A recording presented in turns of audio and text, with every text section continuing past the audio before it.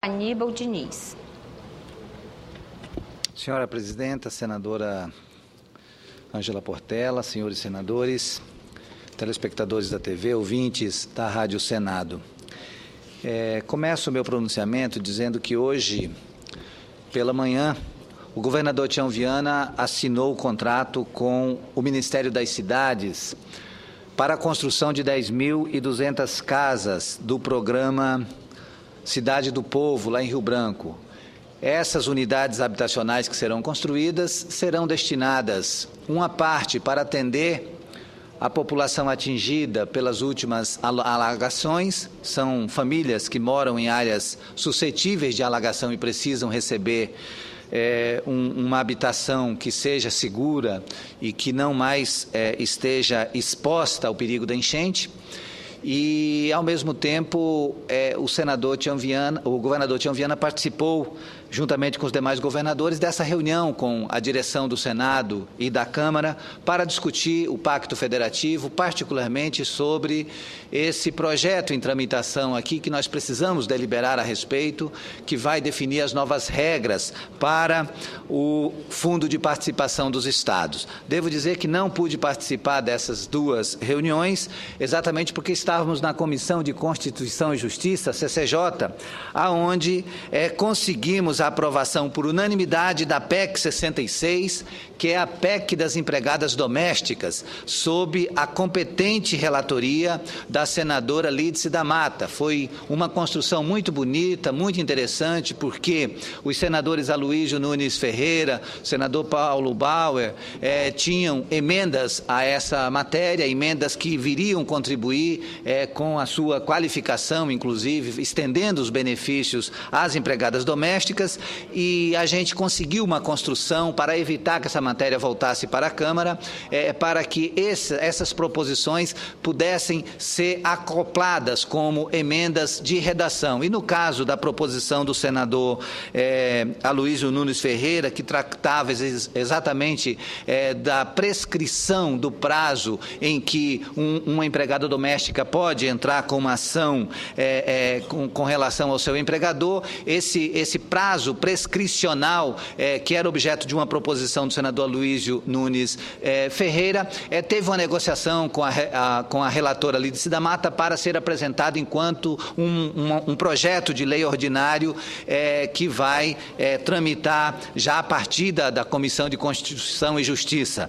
Bom, na realidade, o que temos que apresentar nesse momento é a nossa comemoração, a nossa alegria, a nossa felicidade de termos, uma semana depois do compromisso assumido aqui em plenário, em plena data do prêmio Berta Lutz, a gente teve a aprovação por unanimidade na Comissão de Constituição e Justiça da PEC das domésticas. O que diz essa PEC? Ela simplesmente vai estender às empregadas domésticas todos os direitos trabalhistas que já assistem hoje aos demais trabalhadores. Então, desta forma, nós estamos promovendo justiça para com as empregadas domésticas, os empregados domésticos, porque passam a usufruir de todos os benefícios da legislação contida no artigo 7º da Constituição Federal, que especifica quais são esses benefícios. Então, nós estamos muito esperançosos de que essa matéria seja aprovada o quanto antes aqui em plenário, para que as empregadas domésticas usufruam plenamente da Seguridade Social e dos benefícios todos previstos na Constituição para os demais trabalhadores brasileiros. Mas, senhor presidente, agora o senador Jorge Viana, eu quero aproveitar também esse pronunciamento para fazer o necessário contraponto e rebater algumas informações e ataques propalados pela oposição neste Senado sobre a suposta gestão do governo do PT de investimentos ou das empresas estatais. Foi colocado aqui na última sexta-feira, eu estava presente, eu e o senador Paim, e a gente pediu, inclusive, esclarecimentos, porque foi colocado aqui pelo nobre senador Aloísio Nunes Ferreira, a quem admiro muito e tenho grande respeito, que uma suposta má gestão teria levado à redução do lucro do BNDES, o Banco Nacional de Desenvolvimento Econômico e Social, em cerca de 10%. É necessário, porém, fazer um ajuste, um esclarecimento para apresentar uma análise correta. O BNDES não é uma instituição que tem como objetivo central o lucro.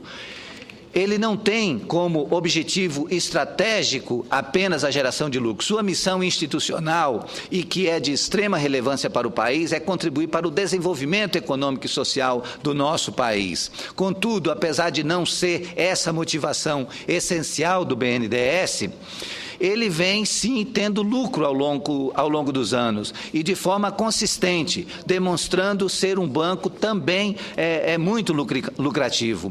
O que foi adjetivado como um dado acabrunhante, o lucro de 8,2 bilhões, foi, na verdade, o terceiro maior lucro da história do BNDES em 60 anos.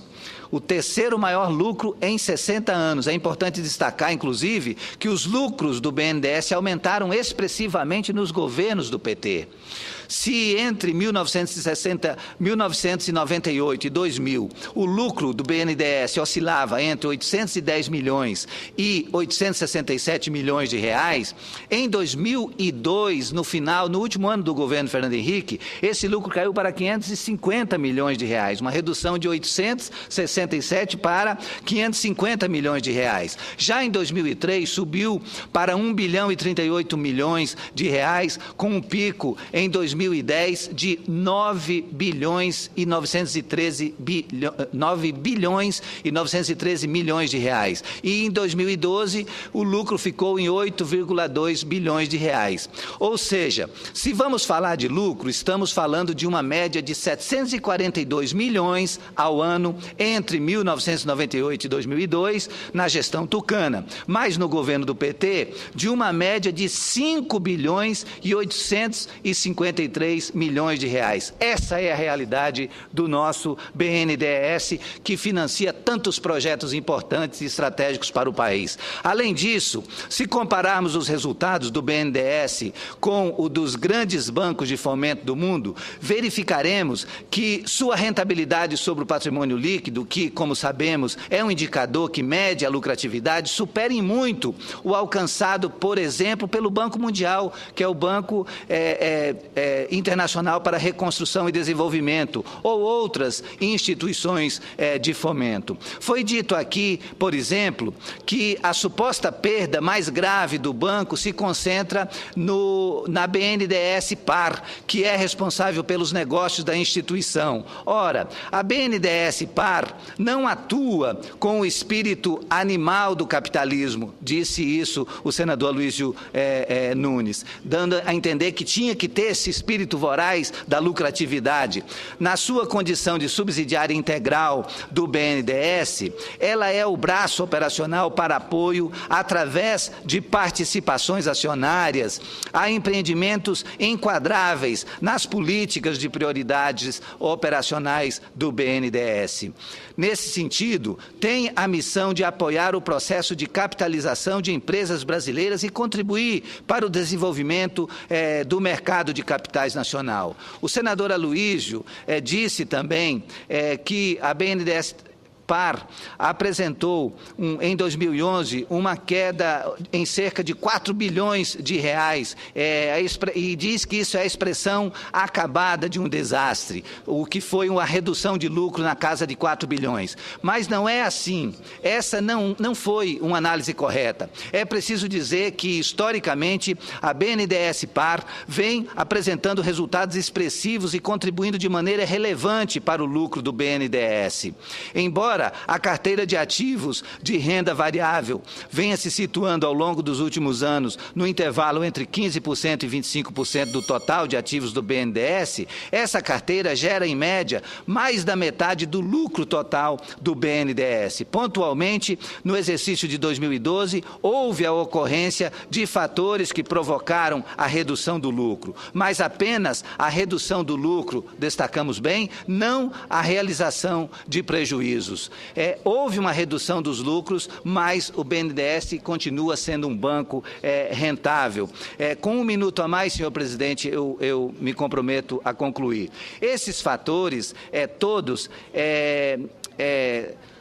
por ajuste de desvalorização de investimento, em especial na participação da BNDES-PA no capital da Eletrobras e no valor de 2,2 bilhões no investimento da LBR Lácteos do Brasil, no valor de 657 milhões e redução nos proventos recebidos das empresas investidas.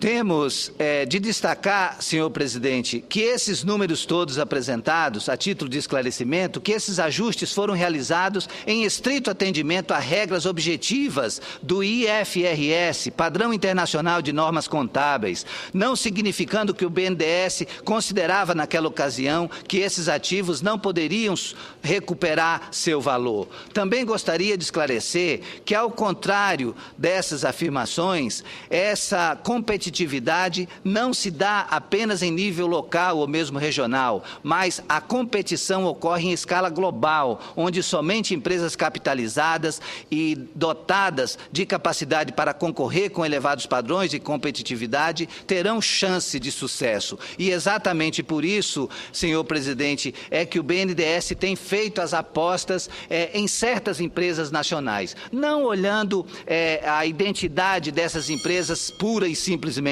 mas procurando encontrar espaço de empreendimento que são importantes para o Brasil, principalmente nessa parte de lácteos, porque todos sabem que a pecuária leiteira do Brasil é uma das mais avançadas do mundo, mas a gente não tem competitividade no mercado de lácteos. Por isso, houve a decisão do BNDES em fazer esse aporte na BR Lácteos, e de tal maneira que está contribuindo para elevar as divisas do Brasil no plano econômico internacional. Era o que tinha a dizer, senhor presidente, agradeço pela oportunidade.